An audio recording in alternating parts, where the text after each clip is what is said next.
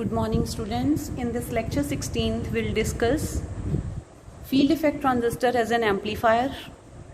So as in case of BJT, as an amplifier we were having several configurations like common base configuration, common emitter configuration and common collector configuration. In the same way, when we will use this FET as an amplifier, then it is also having several configurations, and those are common source configuration, common drain configuration and common gate configuration. And out of these three we will discuss the first two configurations in detail. So in this lecture we will discuss common source configuration of FET as an amplifier. As the name indicates, we know that we have three terminals in case of junction field effect transistor: source, drain and gate. So when we will use this FET as an amplifier, at that time there will be one terminal which will be common in case of input circuit as well as in case of output circuit. So here the source will be common terminal for the input circuit as well as for the input circuit. So here you can see we have junction field effect transistor, N-channel junction field effect transistor, where we have three terminals: source, gate and drain. And this source, it is common to input circuit as well as to output circuit. VGG is the biasing voltage which will provide the reverse bias to this gate source junction, and this VDD, it is the biasing voltage which will provide positive biasing to drain with respect to source. And this VGS, it is the AC input signal which is used for amplification. We will amplify this input signal VGS. So when we apply this input signal, AC signal here, VGS, then what will happen? There is possibility that there will be positive half cycle of AC signal or negative half cycle of AC signal. Then corresponding to this positive half cycle of AC signal, here we have negative terminal of this biasing voltage VGG towards the gate, and here we have positive half cycle of AC input signal. So what this positive half cycle of AC input signal will do? It will make the voltage at this gate terminal less negative, because this positive half cycle, it will make this negative voltage at the gate terminal less negative.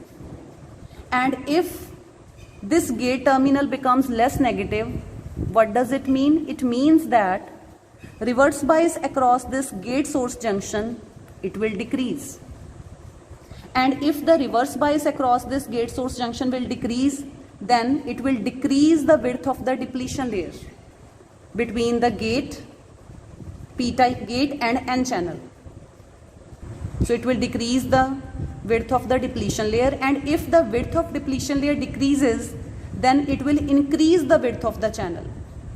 And if the width of the channel will increase, it means more number of charge carriers will move from source to drain, resulting in increase in the value of drain current. And if this drain current, if it increases, we know that this drain current ID, it is flowing through this RL, and when this drain current ID, it passes through this resistance RL, drain resistance RL, then what will happen? Then the voltage drop across this RL, it will be ID into RL. And if the value of ID will increase, it means ID RL will increase. And what is ID RL? It is the voltage drop across RL. So with the increase in drain current, voltage drop across RL will increase. And if the voltage drop across RL will increase, then the output voltage across this drain source junction, it will decrease. How? So here you can see that this VDD, it is equal to, according to Kirchhoff's law, this VDD, biasing voltage at the drain, it is equal to V0 plus IDRL. So what will be the value of output voltage? It will be VDD minus IDRL. And with increase in drain current corresponding to the positive half cycle of AC signal, this IDRL, it increases and if this factor will increase, then it will decrease this output voltage. So corresponding to positive half cycle of input signal, there will be negative half cycle at the output. Now we will discuss that what will happen during the negative half cycle of AC input. During negative half cycle of AC input, here you can see during its negative half cycle of AC input, this negative half cycle of AC input on superimposition with this negative terminal of gate voltage, it will make this gate terminal more negative. So during the negative half cycle of AC input signal, this gate terminal or gate source voltage, it will become more negative. More negative means it will increase the reverse bias of this gate source junction. And if the reverse bias will increase, then the width of depletion layer will also increase. And if the width of the depletion layer inside the channel will increase, it means the width of channel will decrease. And with the decrease in the width of the channel, the number of charge carriers moving from source to drain, that will decrease. And if the number of charge carriers moving from source to drain will decrease, it means drain current will decrease. So if this drain current will decrease, then this drain current as it passes through resistance RL, so IDRL will also decrease. And what is this IDRL? It is voltage drop across RL. So if this IDRL will decrease, it means the output voltage V0, it will increase. So corresponding to the negative half cycle of AC input signal VGS, we will have positive half cycle at output. So here you can see that corresponding to the positive half cycle, we have negative half cycle at output side, and corresponding to the negative half cycle of input voltage, AC input voltage, we have positive half cycle at output side. So the input voltage at the gate, it is 180 degree out of phase with the output voltage at the drain, and also a small voltage variation at the gate side, it will produce a large voltage variation at the output side, means it results in amplification. So even a small voltage variation at the input, it will produce large amplification at the output side. And now we will derive the formula for the voltage gain, because here we are using this FET as an amplifier. So there will be some voltage gain, and voltage gain, it is denoted by AV. So we will derive the expression for the voltage gain, and we will draw its equivalent circuit of FET as a common source amplifier. So for that, apply KVL, apply Kirchhoff's voltage law to the output circuit. Now when we apply this Kirchhoff's voltage law to the output circuit separately for DC voltages and for AC voltages. So for DC voltage, we have biasing voltage VDD, which is equal to the output voltage, which is VDS, plus drain current ID, which will flow through RL. So it will cause the voltage drop IDRL across RL. So total biasing voltage VDD, it will be equal to the sum of voltage across drain source junction plus the voltage drop across RL. Now for AC, we haven't applied any voltage at the output side, at the output circuit. So AC voltage is 0, we will only have output. AC voltage connected to the drain, it is 0. It is equal to, what will be the AC voltage across drain source junction? It will be our output, which is VDS, plus suppose ID be the current due to AC voltage, AC input signal VGS, and RL is the resistance. So for DC voltages, KVL to the output circuit is this, and for AC voltages, KVL to the output circuit is this. So suppose this equation as equation 1 and this equation as equation 2. And also when we have discussed FET as a two-port network, we have derived one equation, and that was for small signal currents or for AC currents, this ID, it is equal to GM, which is transconductance, into VDS plus 1 upon dynamic resistance into VDS. Here we have VGS. So this was the equation which we have derived in case of FET as a two-port network, according to which this AC current ID, it will be equal to this. And now put this value, put equation 3 in equation 2. And we will get, by putting this equation 3 in equation 2,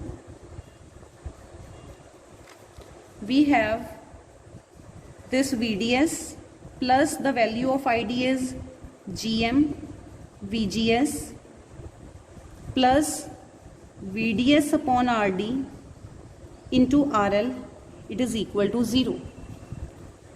Now multiply this RL inside the bracket and take LCM of this RD.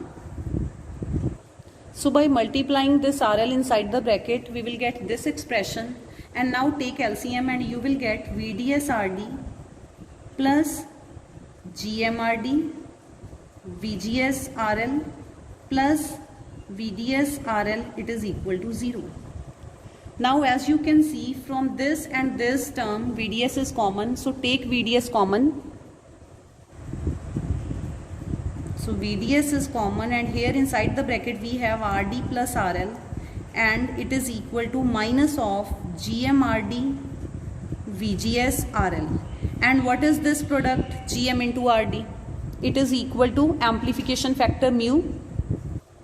So VDS, it is equal to minus mu RL into VGS upon RD plus RL. And we have to calculate voltage gain. And what will be the voltage gain? It is AC output voltage to the AC input voltage. So voltage gain will be the ratio of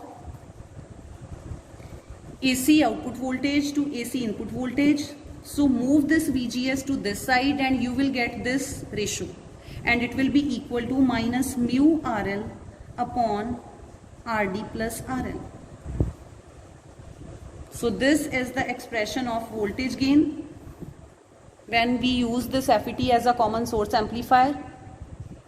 And here this negative sign indicates that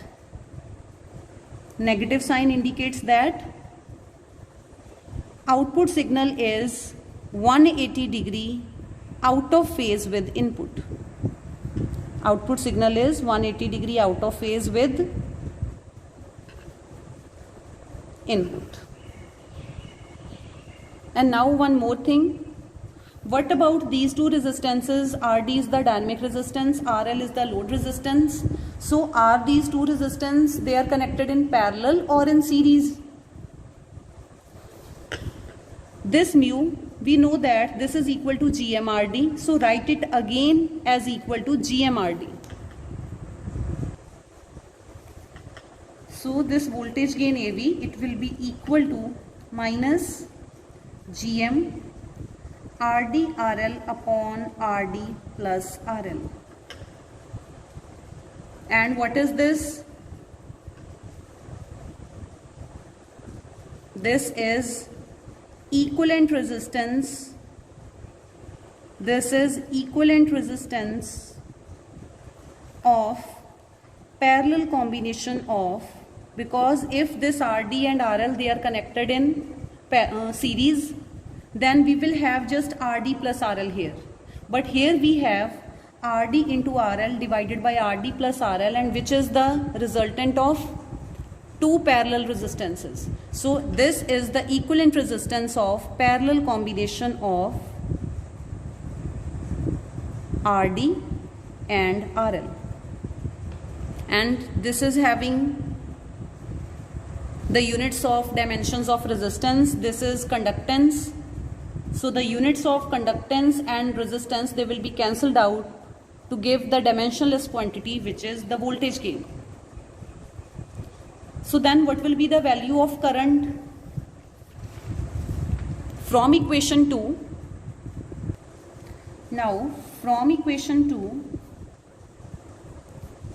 we have IDRL plus VDS, it is equal to 0. So what is the value of AC drain current ID? It is equal to minus of VDS upon RL. And what is the value of VDS? It is minus mu VGS RL upon RD plus RL. So this RL and RL will be cancelled out. So we have that this drain current, it is equal to minus and minus is plus. So we have mu VGS upon RD plus RL. So from this expression, we will draw the equivalent circuit for FET as a common source amplifier. So here you can see that this will act as voltage source, and RD and RL, these are the two resistances connected in parallel, and ID is the current flowing through these two. So the equivalent circuit which we will draw, so this is the equivalent circuit of common source FET amplifier, where this is the voltage source mu VGS,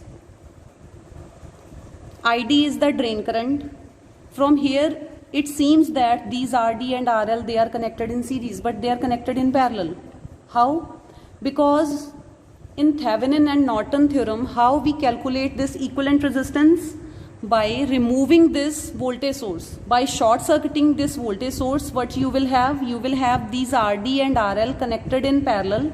So what will be the equivalent resistance? In the equivalent circuit, it will be the parallel combination of RD and RL. And why I have connected this RD in series here? Actually this RD, it is in series with this voltage source. And if you will draw current source here, in case of current source, this resistance RD, it will be connected parallel to current source.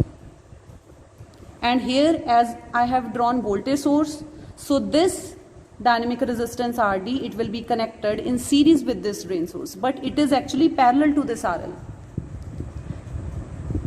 And as we have reverse bias across this gate and the channel, so that is why we have shown open circuit here, and this is because of high input impedance. And VGS, it is the AC input signal, and this VDS, it is the output voltage, and this ID, it is the AC current. So this is all about common source FET amplifier, and this topic and next topic, which is common drain amplifier. Both the topics are very, very important from the examination point of view.